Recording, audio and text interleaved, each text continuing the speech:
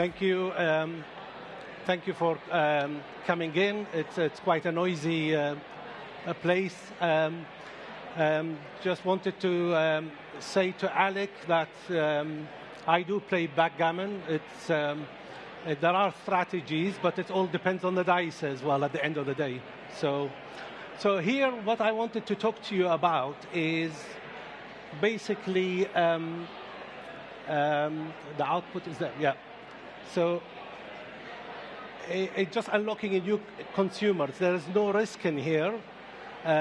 We've been doing these campaigns for the past 30 years, and I just wanted to sort of bring to your attention, to marketeers, the importance of targeting the strongest, the most powerful market niche in the UK and parts of Europe as well, and that is the diverse multicultural consumers. This is the fastest growing group, a younger audience of diverse backgrounds who speak, there are more than 300 languages spoken in London alone, and they are growing with affluence and influence, and they have events, as you can see, for Eid and Diwali and Holi and Chinese New Year's and whatever. Quite a lot of opportunities for marketeers to target these audiences. And you don't have to spend too much money in here. If you are a brand and if you are in London, where half of the population are of multicultural background, it's quite a waste spending 100% of your budget targeting 50% of the audience. So with a little bit of tweak, taking a little bit of a budget to target this audience, it can do wonders to sales and market share. And we have proved this with lots of case studies for some of the most powerful brands. So if you look at the audience, we're talking about a spending power of 300+ billion pounds. We're talking about 24% of the population in the UK, and expected to go to 34 by 2035. In terms of London, if you look at the school kids, 53% are of diverse background. If you look across Europe, the diverse multicultural audience have a disposable income of €1 trillion. So it's quite a substantial audience to target. It can turn your fortune or the fortune of the brands very quickly with very little spend. And then the more, here a few other data in terms of language, in terms of the domination of small and medium-sized businesses, the restaurant sector. So there's quite a lot of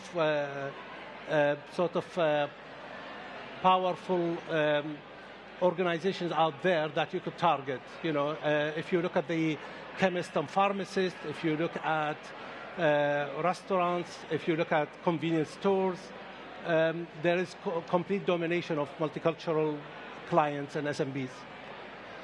We're talking about educated and aspirational consumers. I'm afraid advertising doesn't rate highly within a diverse household. It has to be doctor, pharmacist, lawyer, consultant, investment banker. These are considered as solid jobs. Advertising, unfortunately, they don't rate it high. I mean, I finished IT and I ended up in advertising, and sometimes I get stares when I tell them I'm in advertising. So, my mother and grandmother would never accept advertising as a career. Anyway, so if you look at purchases of performance cars, there's a huge spend within the multicultural audience. If you look at even influencers, half of the influencers, Gen Z influencers in the UK, are of multicultural background. So if you're running a campaign and you want to reach half of the influencers, you've got to at least have a percentage of your budget to target diverse influencers. And we're talking about 24%, and you can see from the chart, we've got the demography has changed. In the Premier League of ethnic audiences, Polish was number 10 a few years back. Now they're number 2. And Chinese and Filipinos are in the lead. And then you've got Asians and African Caribbeans and mixed race. And so we're sort of, the demography is changing all the time. And basically, most of the diverse audiences fall within this audience segmentation model that we have, we produce with data. So it's either communal-minded or striver mentality, affluent mindset, and dual mentality. And everything in here is broken down from the cars they drive, the supermarkets they go to, the airlines they use. So the TV stations they watch. So we map all of that in within those 4 different segments. And we use that in our planning, and it's quite a useful tool.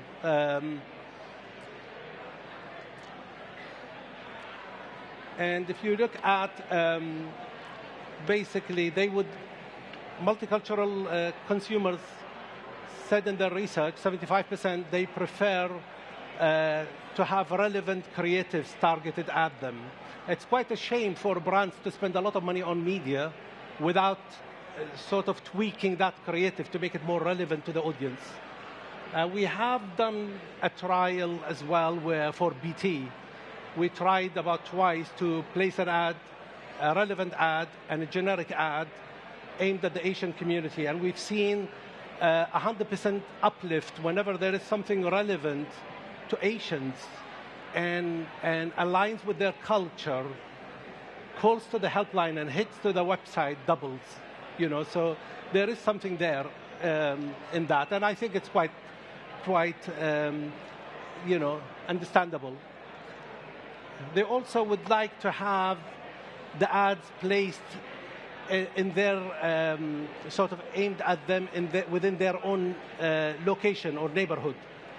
So, we had, for example, we've got a street map around the country. So if people want to reach, for example, a Chinese housewife with 2 kids, we can actually pull those roads from around the country. That helps in terms of having targeted campaign that doesn't cost a lot of money. Also, if you see the second campaign, which was aimed at the 6 South London boroughs for the NHS, that was done because of vaccine hesitancy during COVID. There was a huge reaction against vaccines from within the community based on stories by mothers and grandmothers about how the pharma companies have treated and experimented on Africans back in Africa years back.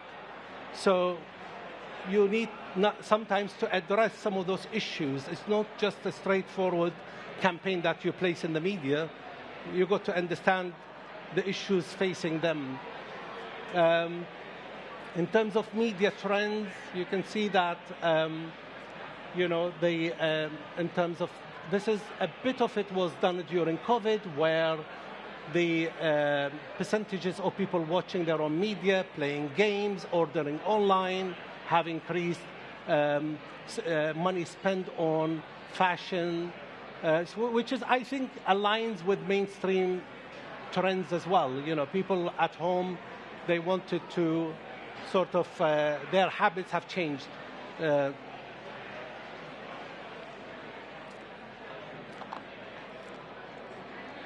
Economic growth, basically, there are a few facts in here. For example, Muslims spend 3 times as much, or ethnic minority generally, spend 3 times as much on food purchasing. So if they go into, because large families entertain a lot, so they spend 3 times as much. So if you are a supermarket, you can't treat people like to like. And an ethnic person spends 3 times as much.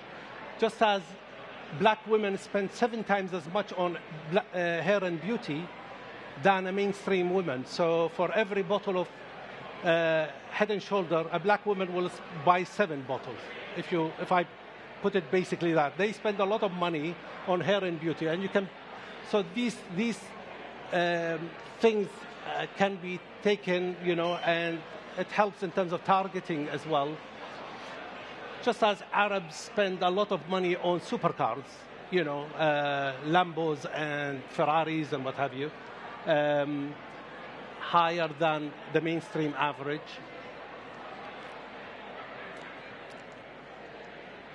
So these are some of the campaigns that we ran. HIV and AIDS was one of the big campaigns during COVID.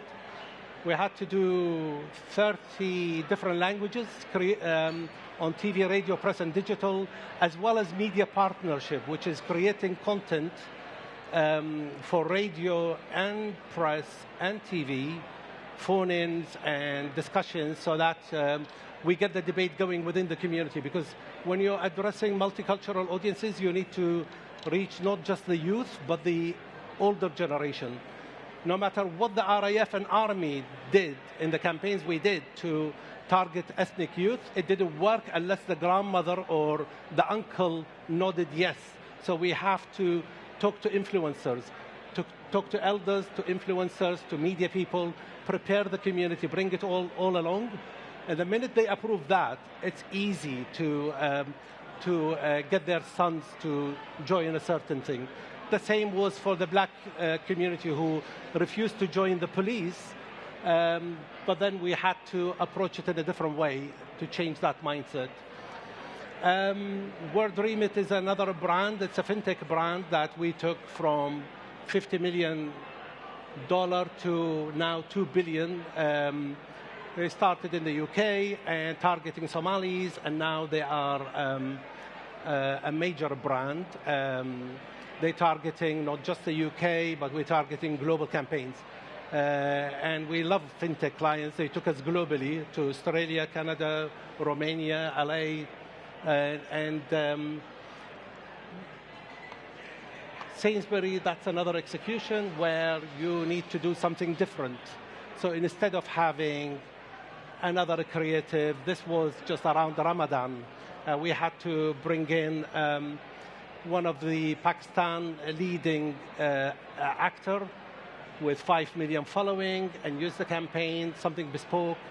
And it just brought all of those values and the Muslim values during Ramadan, increased sales in the world food aisle as well.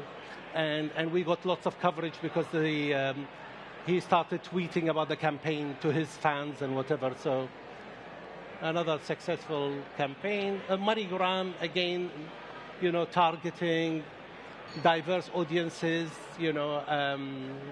Romanians, Polish, you name it, all around the country, and in different festivals as well. So they have a calendar of festivals to reach all audiences, and these campaigns are executed at different neighborhoods around the country. And then there is another drive as well to target B2B and post offices as well around the country. Southeast London, this is really unique because I like this campaign, although doing COVID and doing a lot of work for NHS. But this was quite time-consuming because the audience were quite strong, and there was a lot of resistance and anti-vaxxers, and so we had to do quite a bit, and we had to do something on the ground. All the people that appeared in the ads are South Londoners. All the areas there we targeted. We had radio campaigns on Spotify and the local radio stations, lots of phone-in, getting people, celebrities, so that we can influence the audience, influence the community. And we managed to switch that on, to get people to accept vaccination. More for the NHS. We love the NHS. We've been working with the NHS for 25 years. And our staff during COVID, were staying until 4 o'clock in the morning. We didn't tell them, but they just loved it. We are an ethical agency, so we don't handle alcohol, tobacco, and gambling. So we put all of our effort towards NHS and charities and stuff like that. And that's what we put back. These are some of the brands that successfully targeted diverse audiences. And I think I encourage any brand to have a look at that. Achieving your ROI is quite cost effective, the most cost effective ever, with ethnic communities, because the media is cheap. And you can reach quite a substantial audience for a fraction of the cost. And these guys have found out the trick, and they are sort of pushing for... and there are a few bits that you need to know about the audience, and I think it's quite common. For example, they want the brand to be honest and transparent. They want an ethical brand, especially with the Gen Z. You're talking about a younger audience. And we've seen, because of the conflict now in the Middle East, even a conflict 3,000, 4,000 miles away, it's affecting brands in here. People are boycotting brands. And if people have a greenwashing attitude like Nike and others, they will stop and call you on it and sort of start tweeting. So I think that basically is our bit. I hope it was useful. But these are case examples. If anybody wants more, please get in touch. I will be happy to share quite a lot of case successes with you. Thank you.